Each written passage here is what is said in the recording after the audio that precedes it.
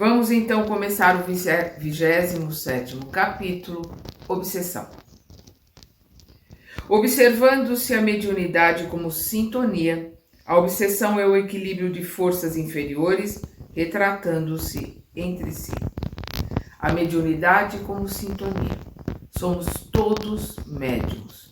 Vamos lembrar as explicações do Kardec no livro dos médiuns, onde todos nós, por exercermos um intercâmbio durante a noite, durante o dia, através da frequência, através do pensamento, com espíritos desencarnados, a mediunidade é o intercâmbio, é mediar, né, um estado e outro. Todos nós somos médiuns. Existem os médiuns ostensivos, que são aqueles que vêm com o seu DNA modificado, seu corpo físico modificado para trabalharem, para exercerem uma atuação ativa entre as duas partes, e existem aqueles que têm a mediunidade natural, não são ostensivos, mas todos somos médiuns. Então ele coloca-se, observando-se a mediunidade como sintonia, a sintonia que todos nós temos, de encarnados para encarnados, de encarnado para desencarnado, de desencarnado para desencarnado. Esta sintonia é que faz com que, quando nós estamos num pensamento contínuo, numa ideia muito fixa, numa monoideia, nossa para um encarnado, nossa para um desencarnado, de um desencarnado para conosco, de um encarnado para conosco, isso é obsessão. Obsessão é ficar o tempo todo ali preso numa ideia, né? Sendo perseverante numa ideia fixa, uma preocupação contínua. É isto que a palavra obsessão quer dizer. E aqui o que é importante do que o Emmanuel está colocando. É o equilíbrio de forças inferiores. É sintonia.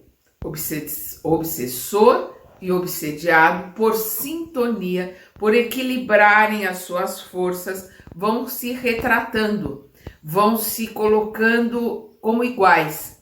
Normalmente o obsediado nem percebe a obsessão, porque ele acha que aquele pensamento é dele, que aquele sentimento é dele.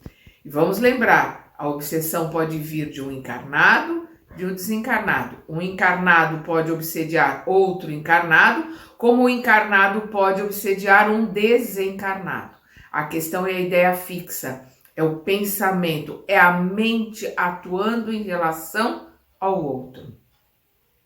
Fenômeno de reflexão pura e simples. É uma questão de análise, de reflexão mesmo, pura e simples. Não ocorre tão somente dos chamados mortos para os chamados vivos, porque na essência, muitas vezes, aparece entre os próprios espíritos encarnados a se subjugarem reciprocamente pelos fios invisíveis da sugestão. É o que eu estava colocando. Quantas mães não são obsessoras de filhos? Quantas esposas, quantos pais não são obsessores de filhos? Quantas esposas não são obsessoras de maridos? Quantos maridos não são obsessores de esposas? E por aí vai. A mente que se dirige a outra cria imagens para fazer-se notada e compreendida, prescindindo da palavra e da ação para insinuar-se, porquanto, ambientando a repetição, atinge o objetivo que demanda, projetando-se sobre aquela que procura influenciar. Basta a mente, basta a sugestão. A mente, vamos lembrar, é o espelho da vida em toda parte. A mente é que comanda o perispírito e o perispírito comanda o corpo. Então é a mente que comanda. É na mente que nós vamos ter o pensamento. A mente vai criar o pensamento. É a mente que vai criar a ideia. Então a mente que se dirige a outra cria imagens para fazer-se notada e compreendida. Não precisa de palavra, basta a mente, basta o pensamento, basta criação mental, seja do encarnado para o encarnado, seja do desencarnado para o encarnado. A criação mental, a sugestão, vai criar na repetição as ideias obsessivas. Então, vou repetir. A mente que se dirige a outra cria imagens para fazer-se notada e compreendida, prescindindo, quer dizer, não precisa da palavra e da ação para insinuar-se, porquanto, ambientando a repetição, né, a repetição do pensamento, a repetição da ideia, a repetição da sugestão, atinge o objetivo que demanda, né, o objetivo que quer, projetando-se sobre aquela que procura influenciar, projetando a sua ideia, o seu pensamento sobre aquela que quer influenciar, seja ela encarnada ou desencarnada. E se a mente visada sintoniza com a onda criadora lançada sobre ela, inicia-se vivo circuito de força, dentro da qual a palavra e a ação se incumbem de consolidar a correspondência, formando o círculo de encantamento em que o obsessor e o obsidiado passam a viver, agindo e reagindo um sobre o outro. O que ele está colocando aqui? Se aquele que eu estou querendo influenciar, seja meu filho, seja meu pai desencarnado, meu filho desencarnado, seja o obsessor que quer me influenciar, se a mente visada sintoniza, precisa ter a sintonia. Eu preciso sintonizar com o encarnado ou o desencarnado que está me sugestionando. Então, se a mente visada sintoniza com a onda criadora, com a frequência, com a vibração daquele que está lançando sobre ela, inicia-se um circuito de força, fecha o circuito, como a gente vê no mecanismo da mediunidade. Fecha o circuito, né, e ali vai se ter uma ideia sintonizada com outra ideia, porque existe uma sintonia, uma similaridade de pensamentos. E aí é o que ele coloca, dentro do qual, desse circuito fechado, dentro do qual a palavra e a ação se incumbem de consolidar a correspondência. Então, a palavra, que vai refletir aquilo que eu penso, e aquilo que eu penso está sintonizado com aquele que pensa igual a mim. Então, é a sintonia, formando, né, o círculo de encantamento em que o obsessor e o obsediado passam a viver, agindo e reagindo um sobre o outro. Aí nós vamos ver no Ação e Reação, os dois irmãos, né, o Clarindo e o Leonel, ali buscando o ponto fraco do irmão deles. É o Olímpio, se eu não me engano, me fugiu agora. Mas, encontrando o ponto fraco, eles vão o tempo todo na monoideia, fazendo com que ele se desmonte, que ele se desestabilize. Nós vamos ver no livro Sexo e Destino, o Cláudio Nogueira, né, com o irmão, que ali não é nem obsessor, ali eles vivem em simbiose, que vive a vida ali com ele. O Cláudio nem percebe que ele está conversando com esse espírito, ele acha que ele está falando com ele mesmo. Isso é uma característica da obsessão. Por quê? Porque a sintonia é tanta, as frequências são tão parecidas, as ideias são tão parecidas, que o obsidiado acha que está falando consigo mesmo, que aquela ideia é dele, aquele pensamento é dele. Tamanha similaridade, tamanha sintonia. Então, o que ele está colocando aqui, formando o círculo de encantamento, pela mesma ideia, o mesmo sentimento, o mesmo gosto, se compraz um com o outro, né? Em que o obsessor e o obsediado passam a viver agindo e reagindo um sobre o outro. Não há, por isso, obsessão unilateral. Isto é muito importante que se entenda. Não há obsessão unilateral. O obsessor não vem de Marte para vir aqui colocar uma ideia na minha cabeça que eu não tenha. O obsessor é alguém do meu círculo de amizades, encarnado ou desencarnado, do meu parentesco, encarnado ou desencarnado. É alguém que tem afinidade comigo, que está na mesma frequência minha e precisa do meu consentimento. Porque ele vai buscar em mim os meus pontos fracos. E ele vai alimentar as ideias, ou seja, ele vai buscar a semente que está em mim e ele só vai regar. Porque se um obsessor coloca para que eu faça algo que eu sou absolutamente contra, ele não vai conseguir, porque não tem a semente. Ele pode regar, não vai nascer nada, porque a semente não está ali. Mas o que ele vai fazer? Ele vai buscar uma semente que existe em mim e ele vai regar. E se eu permitir, essa planta cresce e vira uma árvore frondosa. A culpa é só do obsessor? Não.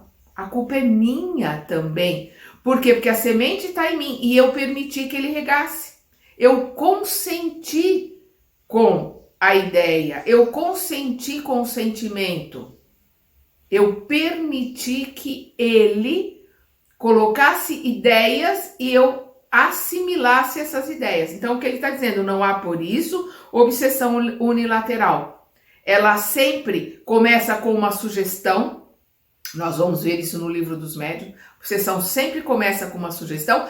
Sugestão aceita. O irmãozinho vai estar ali regando aquela ideia, mantendo aquela sugestão e aquela ideia, e nós vamos trabalhando em sintonia com ele. Então, não há, por isso, obsessão unilateral. Toda ocorrência dessa espécie se nutre à base de intercâmbio mais ou menos completo. Quanto mais sustentadas as imagens inferiores de um espírito para outro, sustentadas, ou seja, quanto mais a imagem que o espírito está passando para o outro, não importa se seja de encarnado para encarnado, desencarnado para desencarnado, encarnado para desencarnado, desencarnado para encarnado, não importa, é espírito para espírito, ponto.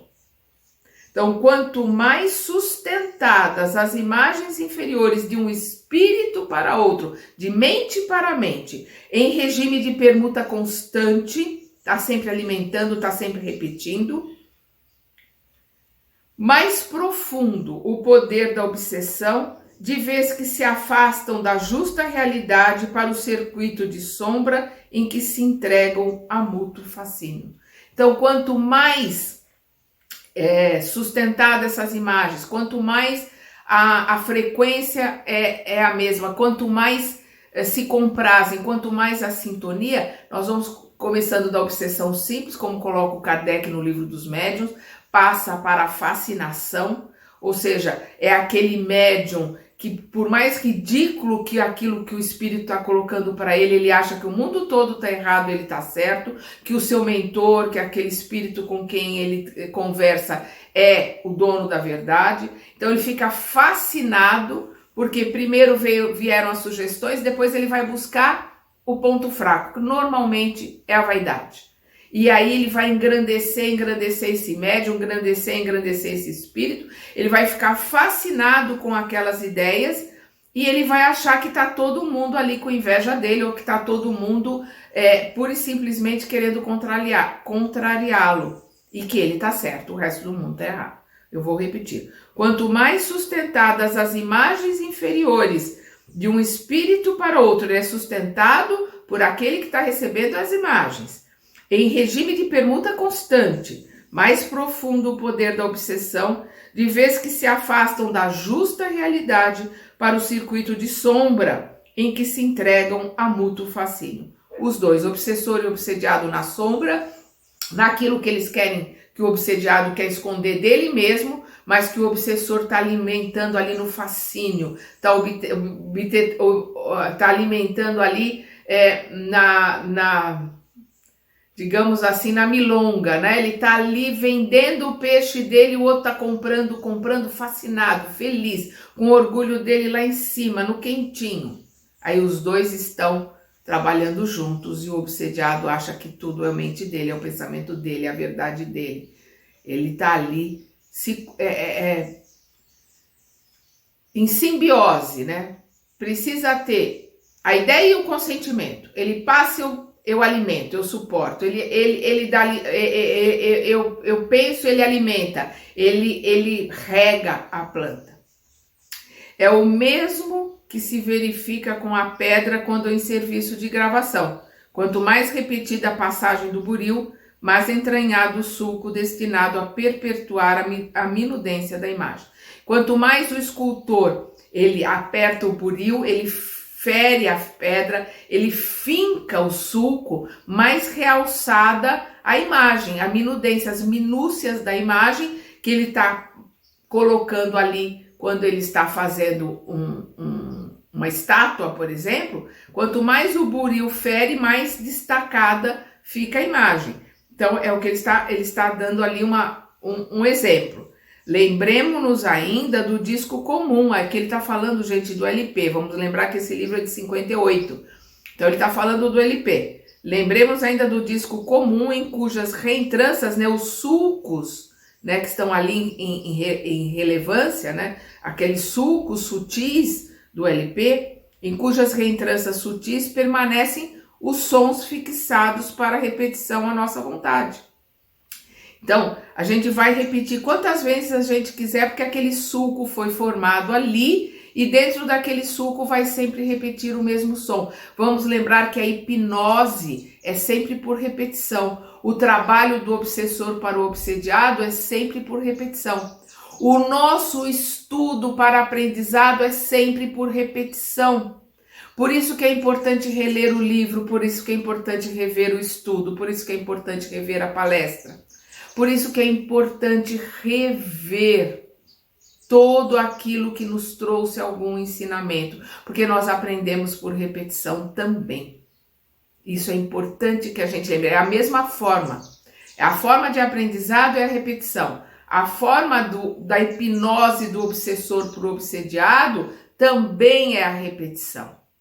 Não existe ninguém aqui na face da Terra, encarnado ou desencarnado, que não tenha feito mal a alguém, que não tenha machucado alguém, ou seja, não tem ninguém encarnado aqui na Terra que não tenha os seus obsessores, que não viva em condomínio.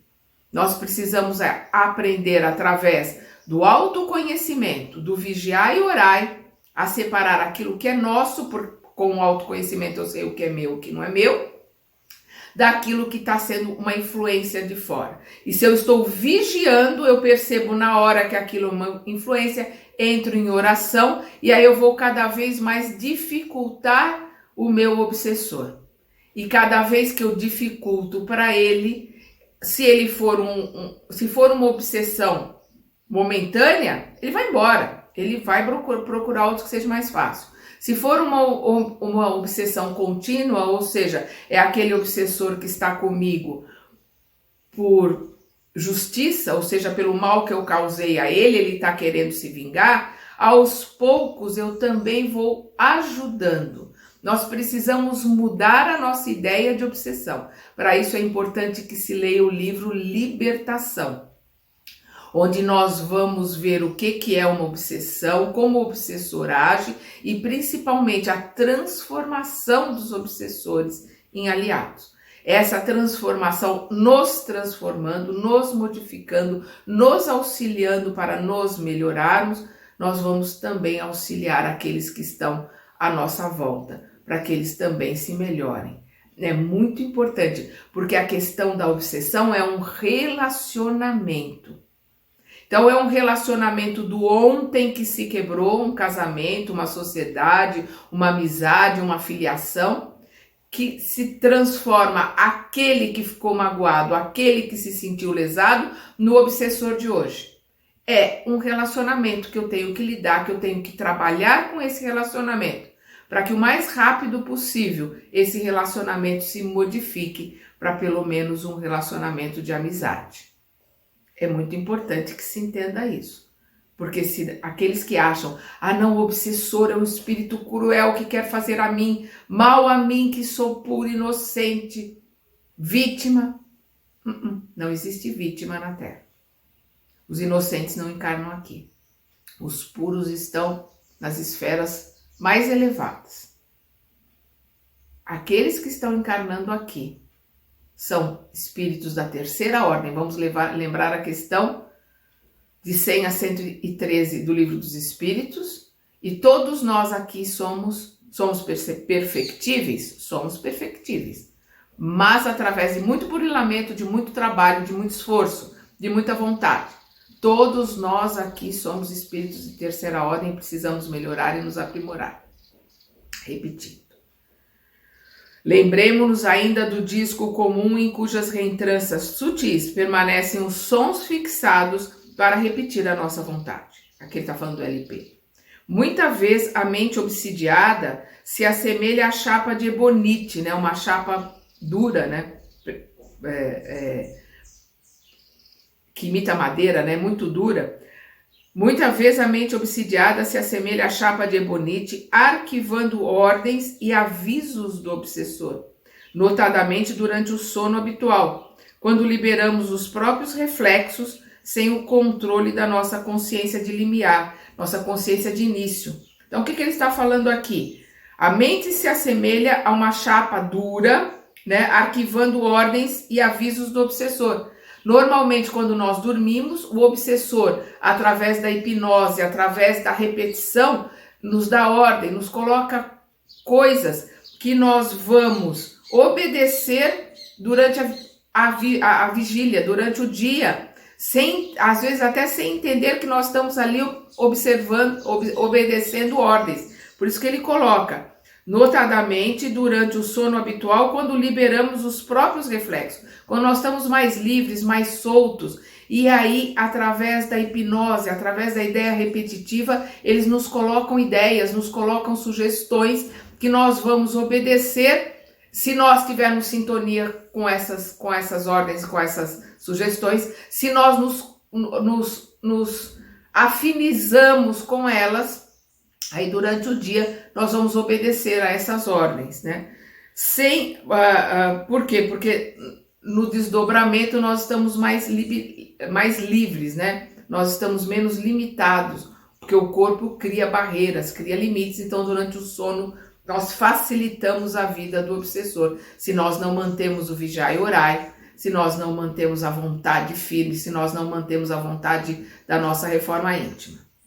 Aí ele coloca aqui ordens e avisos que a pessoa obsessa atende de modo quase automático, né? Que é a hipnose. Qual o instrumento passivo da experiência magnética no cumprimento de sugestões pós-hipnóticas. Então, essa questão do obsessor, colocar ideias, colocar sentimentos ou colocar comandos, a gente vai ver isso no livro Mecanismos da Mediunidade, perdão, que o André Luiz coloca lá o sujeito, que é o personagem, né, que é aquele que está ali no palco, que ele é hipnotizado durante o desdobramento e ele vai obedecer a essa hipnose a partir de uma palavra. Então, a hora que você escutar a palavra tal, a hora que você escutar o comando tal, você vai fazer tal coisa.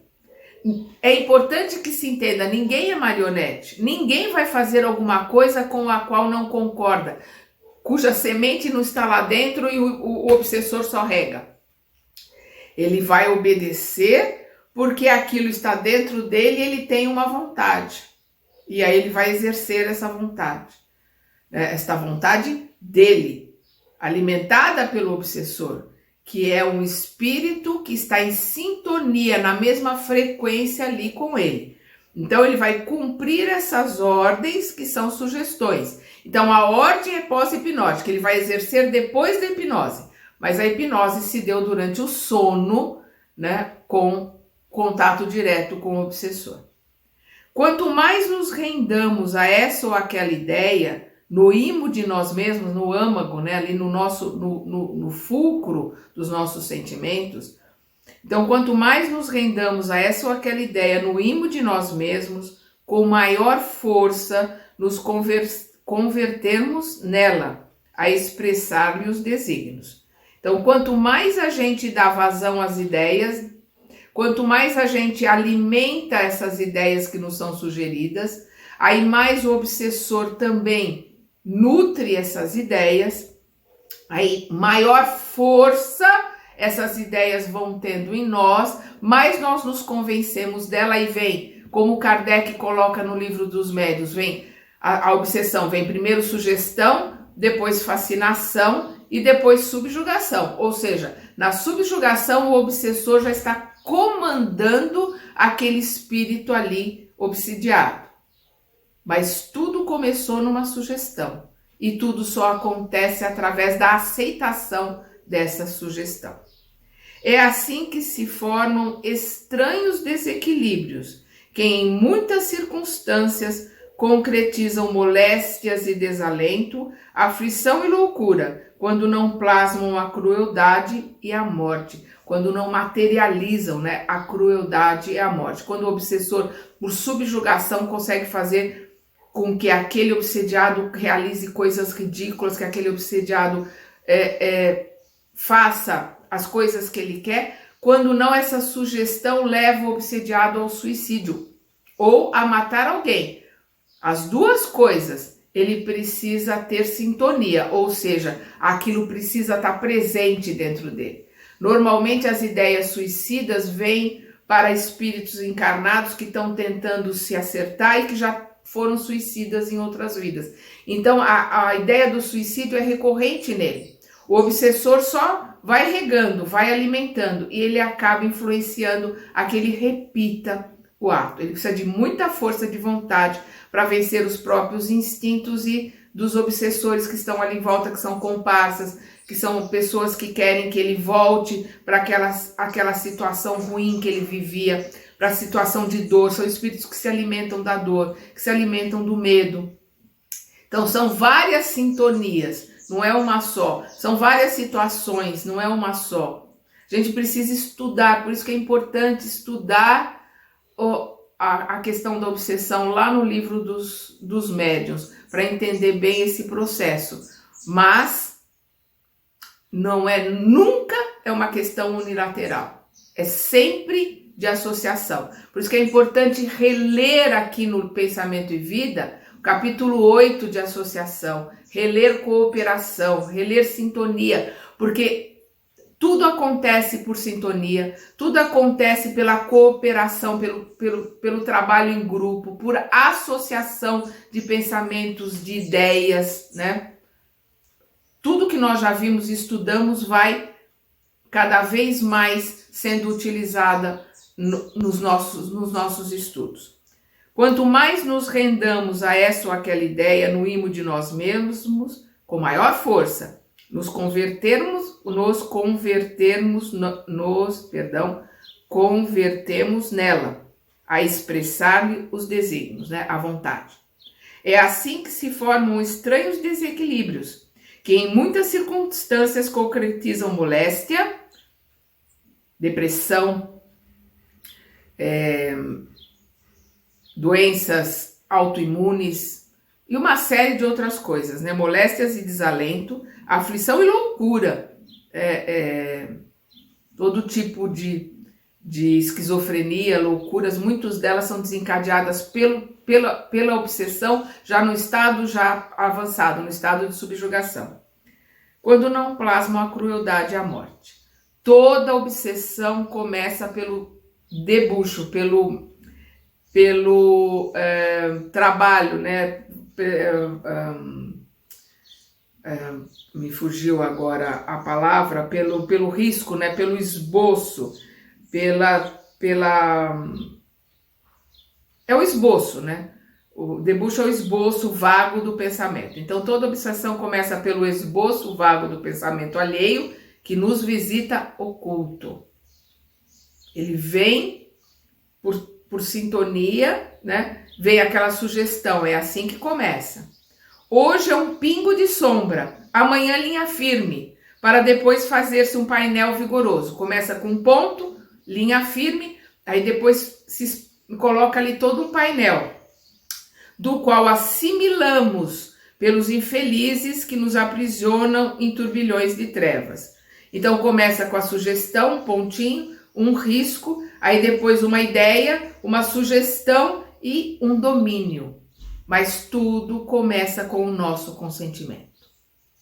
Urge, quer dizer, tem que ser rápido, né? Urge, pois, que saibamos fugir desassombrados, né? Corajosamente, né? Nós temos que fugir com coragem, né? Sem temor aos enganos da inércia, porque o espelho ocioso de nossa vida em sombra pode ser longamente viciado e detido pelas forças do mal. Vamos lembrar o primeiro capítulo, a mente é o espelho da vida em toda parte.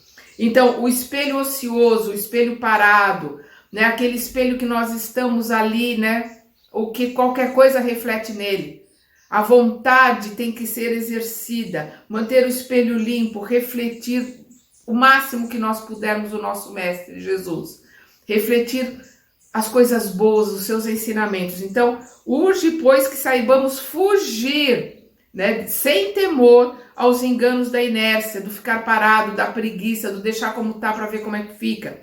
Porque o espelho ocioso de nossa vida em sombra, da nossa mente, a mente é o espírito, está no espírito, o espírito que comanda. A mente está no espírito e ela é o espelho da vida em toda parte. Porque o espelho ocioso de nossa vida em sombra pode ser longamente viciado e detido pelas forças do mal, que nos vampirizando, né, sugando as nossas energias, estendem sobre os outros, aqueles que estão à nossa volta, as teias infernais da miséria e do crime. Porque se nós não fugirmos, se nós não mantivermos o vigiar e orai, se nós não mantivermos alerta, nós vamos fazer com que cada vez mais a nossa sombra domine. Os nossos irmãozinhos instigantes tomem o comando. E aí nós vamos infernizar, nós vamos criar problemas, ideias, sentimentos deletérios. Nós vamos ser nós os obsessores daqueles que vivem à nossa volta, principalmente daqueles que nos amam, vão sofrer muito com tudo aquilo que nós estivermos fazendo. Eu vou repetir. Urge, pois, que saibamos fugir desassombrados, sem temor, aos enganos da inércia, da preguiça, porque o espelho ocioso de nossa vida em sombra pode ser longamente viciado e detido pelas forças do mal. Pode ficar muito tempo viciado, pode ficar muito tempo nas mãos desses nossos irmãozinhos instigantes e obsessores, que nos vampirizando, se utilizando de nós como prato, como copo. A gente passa a ser pasto desses irmãos vampirizadores, porque eles passam a se alimentar das nossas energias. Estendem sobre os outros, sobre aqueles que nos amam, sobre aqueles que nos querem bens, encarnados e desencarnados, eles estendem essas teias infernais da miséria e do crime. Dar novo pasto à mente pelo estudo que eleve e consagrar-se em paz ao serviço incessante é a fórmula ideal para libertar-se de todas as algemas. O que o Emmanuel está colocando aqui? Ele está colocando que dar novo pasto à mente, ou seja, alimentar a mente com novas ideias, com novos sentimentos, com novos pensamentos, com nova leitura, com novo entusiasmo, é modificar de dentro para fora, né? Pelo estudo que eleve e consagrar-se em paz ao serviço incessante é a fórmula ideal para libertar-se de todas as algemas, pois que na aquisição de bênçãos para o espírito e no auxílio espontâneo à vida que nos cerca, refletimos sempre a esfera superior, avançando por fim da cegueira mental para a divina luz da divina visão. Vou repetir, mas antes eu quero ler aqui o item 300, um pedaço do item 381 do Consolador, quando Emmanuel coloca acerca da obsessão. Há obsessores terríveis do homem. Olha os obsessores terríveis do homem, isso a gente tem que prestar atenção. Orgulho, vaidade, preguiça, avareza, ignorância ou má vontade. Esses são os obsessores terríveis do homem. São as energias, as forças que existem em nós. Eu vou repetir. Há obsessores terríveis do homem, denominados orgulho, vaidade, preguiça, avareza, ignorância ou má vontade. E convém examinar se não se é vítima dessas energias perversoras que muitas vezes habitam o coração da criatura, enceguecendo-a para a compreensão da luz de Deus.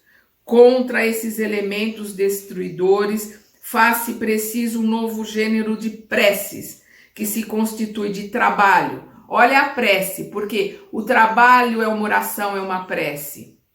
Aquilo que nós fazemos é uma oração, é uma prece.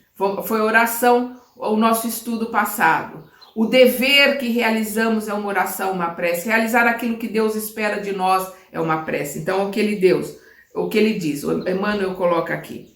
Contra esses elementos destruidores, faz-se preciso um novo gênero de preces, que se constitui de trabalho, fé, esforço e boa vontade. Trabalho, fé, esforço e boa vontade.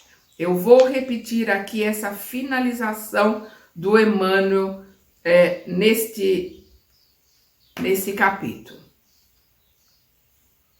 Meu Kindle tá. Dar novo pasto à mente pelo estudo que eleve. Dar novo pasto à mente pelo estudo que eleve. Ou seja, mudar a alimentação da nossa mente. Cuidar do que nós ouvimos. Cuidar do que nós vemos.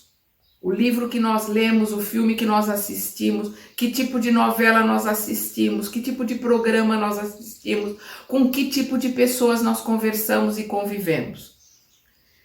E consagrar-se em paz ao serviço incessante, ao dever, cumprir ao dever, ao trabalhar, à caridade, ao amor.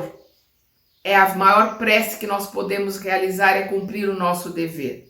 É a fórmula ideal para libertar-se de todas as algemas, do mal que existe em nós, do mal que nós fazemos os outros, dessas sementes ruins que nós temos em nós. Quanto mais nós trabalharmos por bem, quanto mais nós exercermos as nossas virtudes e melhorarmos as nossas virtudes, quanto mais nós trabalharmos para modificar, transmutar o mal que existe em nós, a vaidade, o orgulho, o egoísmo, a prepotência, mais nós dificultaremos o trabalho dos nossos irmãozinhos instigantes e mais vai ficar difícil aos nossos obsessores nos monitorarem.